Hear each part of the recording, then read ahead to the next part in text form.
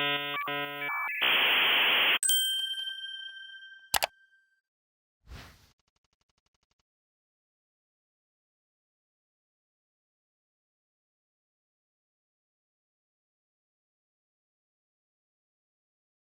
my name is Connor Pinson.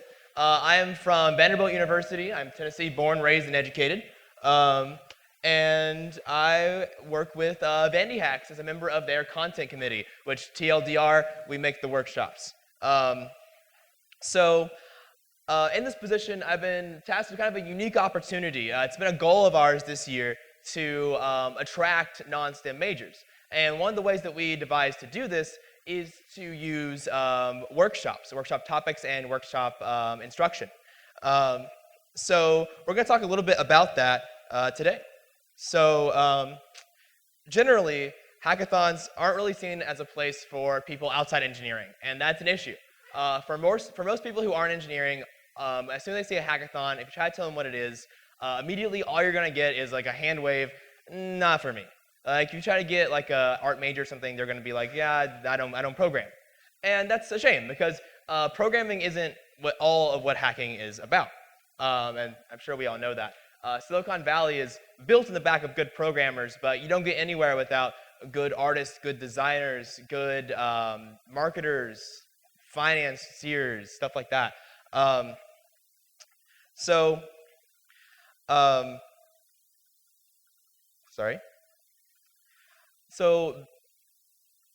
it's so small.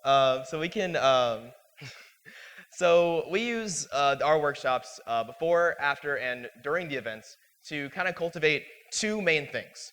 We want to cultivate skills that can be used at the hackathon for beginners, and we want to show that pre-existing skills that people already have can be applied to hackathons. So, but why are we going after non-CS majors? I kind of touched on this a little bit earlier, but we're trying to enrich the non-programming pieces of the hackathon experience. So you could have a hack that has much more professional-looking design, art, etc., much more professional final pitch at the end of the hackathon by having art majors, business majors there to kind of coach the programmers on how that stuff works. Because as much as I like to think I'm good at public speaking, I haven't taken 3 years of classes on it. And I haven't taken 3 years of classes on how to sell a product either. Another thing is idea brainstorming. It brings a lot of diversity to your hacks when you have people from different backgrounds. One example, I'm going to use myself.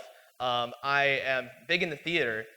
So for one hackathon, what we did was we created a way for a free open source way for blockchain, not really, for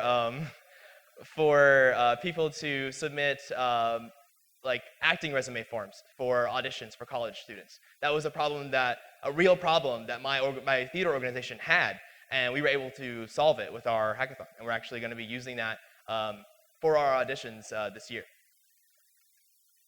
So another thing that attracting non-STEM majors is good for are other kinds of diversities.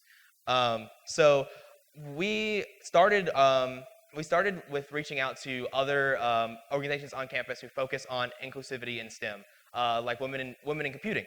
However, we found that at least on our campus, that most of those members were already attending our events. It's always good to reach out to these organizations. Always do it. Always make sure that you get a good turnout from them. But eventually you're going to level out. And from there, what can you do? Well, we found that reaching into the greater academic community really helped with that. And that's why we decided to go with workshops. So giving non-CS students application development tools. So show them how to make an idea come to life, and they'll be able to come in and do it. But how do you get them through the door to learn that? Extra credits. If you don't take anything else away from this, if you want to get people through the door, give them extra credit. You'll have a packed studio.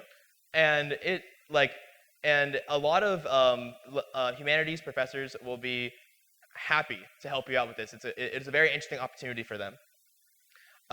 And for other, if extra credit isn't an option, you kind of have to incentivize by yourself. And one way we've done that is provided prizes for like short hack nights and things like that. Now getting into kind of like developing the workshop itself, selecting a topic. So normally when you select a topic, you just find someone who knows a lot about a subject and you go for it. And that's kind of the same idea. Just look for people in your org who maybe do different things. For example, I'm going to call out Alice, our wonderful design chair here, who gave a workshop on graphic design, which was great, and we got a lot of new people, and they were able to see that graphic design was something that we needed at a hackathon. She's looking for a Hack MIT boyfriend if anyone wants to reach out to her.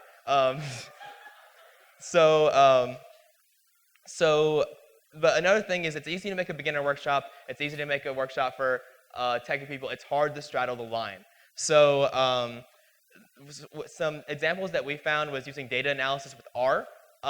And because R is a language that maybe not a lot of people have seen, and is very applicable to things like economics or financial analysis. And you can kind of bring in both of those tiers. Same with doing different things with Excel. Like we made a Sudoku game. Like everyone knows what Excel is. Just like teach them how to use it. And last little bit, planning execution. This is kind of all personal taste. I won't go too in depth on this. I won't tell you that you need to stand on stage and wave your arms like I do and sweat a lot. That's just what I do. But you want to shy away from coder-specific language is the big thing. IDE is something that we kind of just throw around like it's a normal word. It's not. I didn't know what that was till I was a freshman in college. I'm not gonna lie.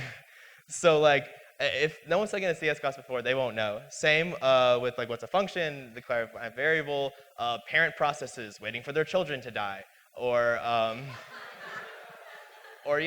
exiting Vim. So yeah, and also don't hold questions until the end, because if someone gets behind, they're going to get really discouraged, and that's what you're really trying to avoid, because a lot of people shut down immediately as soon as they hit any kind of resistance like that. So make sure you're really coaching people through.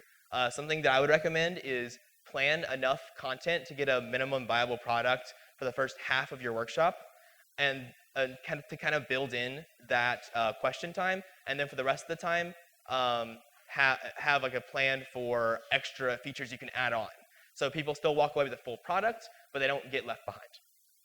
So I am over time, so here's the conclusion slide. If you follow me on Twitter, @PinsonNeedles, I'll have the slide deck on there and the speech what it was supposed to be. So thank you so much.